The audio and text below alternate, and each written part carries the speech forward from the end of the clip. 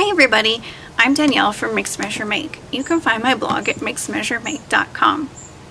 A few months ago, I shared a blog post about the giant plaster tulip that we got on auction from the Canadian Tulip Festival.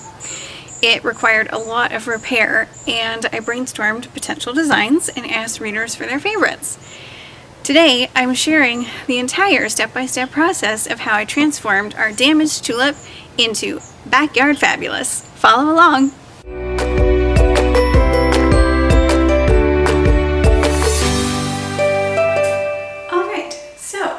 Our plaster tulip is currently in two pieces, the top and the base. The base is constructed around a nice sturdy pipe that slots into a hole in the top. So far, all we've done is move it onto a nice well-lit surface to work on, and I've taken a paintbrush and I've tried to brush away some dirt and dust and crumbling bits. Because it's plaster, I don't really want to get it wet, so trying to do it dry as much as we can. Now, we did pick this up in November, and since then it has been tarped outside. We are concerned about moisture and keeping as much of a waterproof surface as possible because plaster is really not meant to be outside. And we do have plans to tarp it every winter or put it inside somewhere, so that it lasts as long as possible. So here is our game plan so far. It may change as we go along for transforming this tulip. There are lots of cracks, surface cracks, some deeper cracks, pock marks, chunks missing, chunks that are still there but need to be glued back down. And so we really need to get a nice solid surface as much as possible. So we're going to start by using Weld-Bond glue and a glue syringe to try to get into some of these cracks and really stabilize it and try to make it more waterproof. I hope that it's going to work. I'm really excited about this. And then what's really cool is it's going to do double duty for our second coat. You can dilute Weld-Bond with water, which we got a cheap plastic measuring cup for that, and you can use it as a primer and a sealer on porous surfaces. So we felt this was a really good idea, cost effective to use it for two different purposes. So I hope that that works well.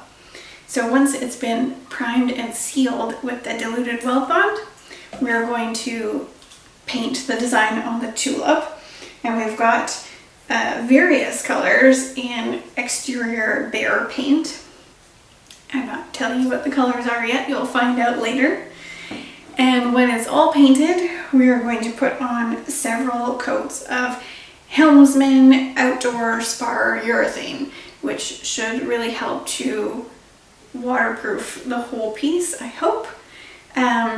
Once again, a disclaimer that I'm not a plaster expert, and who knows how this is going to hold up over time. We're fully expecting that we will have to do repairs and repaint it, over time. But I do want to do as good of a job this first go as we can. But if you happen to have a giant plaster sculpture or a tulip of your own that you need to refinish, please do your own research, talk to experts if you can find them. For sure, look at our suggestions, and maybe I'll do a follow-up post later with how it's faring in the weather. But again, not an expert. There's probably a lot of ways to get to the same finished result. This is just the way that we've chosen. To do a lot of the repair work on the tulip, I'm using Weld-Bond glue with a disposable glove on. And I'm just often squeezing the glue on and then using my gloved finger to spread it out in a nice thin layer and to fill in a lot of surface cracks, pock marks, and divots. When there were bigger cracks, I would use a glue syringe filled with glue to try and squeeze in underneath flaked edges. It's really drying nice and solid and clear and helping to stabilize things that would wiggle when you pressed on them. This is the bottom of the collar of the tulip that slots onto the stem. You can see that large chunks of plaster have fallen off all the way around. Some of them fell off as it was loaded into our car when we picked it up, and we've knocked a few off as we've moved it around as well. It really left a lot of rough raw plaster and the strings of the plaster exposed.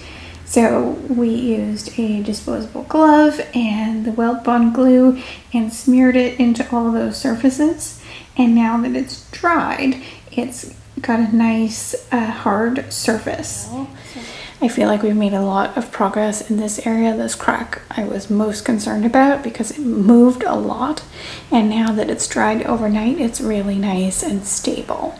So I'm feeling like we did a pretty good job of sealing in that crack, but I might do one little coat over the cracks again just to be on the safe side. Alright, so we're at the next stage of this tulip. After filling all the cracks and holes and stabilizing everything with undiluted weld bond, which seemed to work really well, we decided to follow weld bond's instructions and do a diluted weld bond layer to prime and seal, which is something they recommend for plaster. The instructions say to use 1 part weld bond and 5 parts water. So we got an inexpensive plastic measuring cup and used a tablespoon to measure out the parts. I did mix up a very small batch of 1 tablespoon weld bond and 5 tablespoons of water, where I did the undersides of both the top and the base. And then we decided to mix up for the rest 1 part weld bond to 4 parts water, so just slightly thicker, but it was still really the consistency of milk. It's easy to brush on, but it does tend to run off and drip. And when it was finished, it was hard to tell whether there was actually anything that had changed. You could maybe see a little bit of a sheen, and we just felt a little skeptical. And so we decided to do a regular primer coat just to be on the safe side before we continued on, wanting to cover all of our bases. So we had this Kills primer on hand, so we used that to put a nice white coat over everything, and I do think it looks a lot better already, and I'm happy that we did that step. It was worth the extra time and effort. And now it's time to crack open the colors. I'm so excited. I can't wait to see what it's going to start looking like. So as you can see, we have finally made some visible progress on the tulip.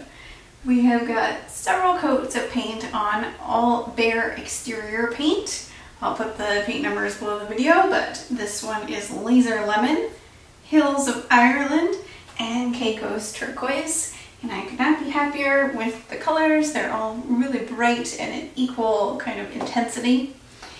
The yellow Laser Lemon, that's 3 coats so far. I think I might put a 4th on. It started off really streaky. This is also 3 coats and just 2 coats of the Caicos Turquoise. It turned out really well. There's lots of surface imperfections still visible. We made a conscious choice not to sand them all out and aim for perfection, because the layer of plaster on this tulip is actually really thin, and over time, as we have to refinish it and redo it again, we didn't want to work through the layer to nothing. So it is what it is.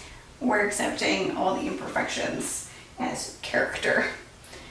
The next step is going to be to add the polka dots to the yellow part of the tulip, and I really hope that I don't ruin it and have to paint it over yellow again and try again. So wish me luck with that. I have a plan. Alright, now we are at the polka dot stage, which is so exciting because I really want this tulip to look fun in our backyard. I found a couple of objects around our house that were circles. I traced them on paper, cut them out, used painter's tape to tape them up, and I chose the best size, not too big, not too small. Then I traced a whole lot of them, taped them around the tulip with painter's tape in an even but somewhat random pattern. Now I am painting them. I'm using acrylic, craft paint in red. That's the color, just red. And a small brush. And I hold down the dot and I trace around the outside with paint. I am going for a hand painted look, so I'm not worried about it being super perfect, because it won't be. I usually have to dip my brush, go around again.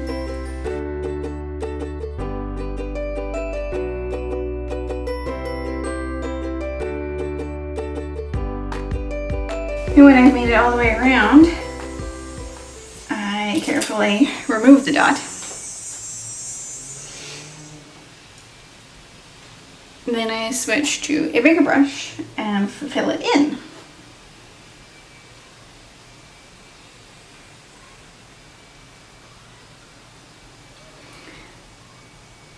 Now I do think that this is probably going to take about 3 coats until the coverage is how I want it, if not more. And it does take a bit of patience and a steady hand.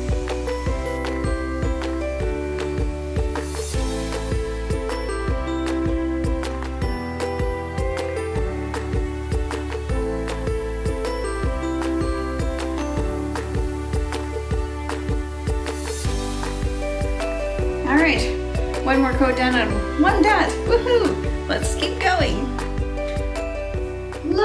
Look at these polka dots. Can you believe it? I can't. It is exactly as I envisioned. It is so bold and fun. Now they were quite a lot of work. It took 4 coats of the acrylic craft paint in red to get them solid enough.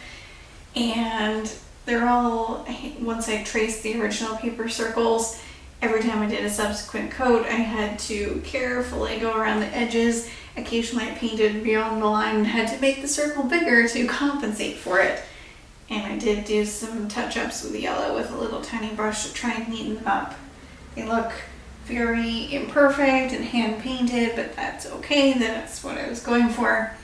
And I eventually decided that I had to stop fussing with them and trying to neaten them up because I was getting a grip in my neck.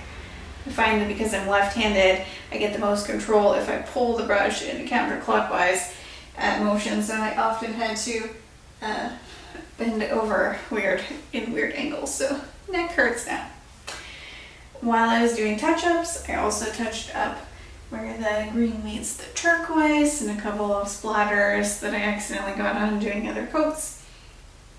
It's all dried overnight now, so it looks great. And the final step is to varnish. Now I'm saying varnish, but we're actually using spar urethane, water-based.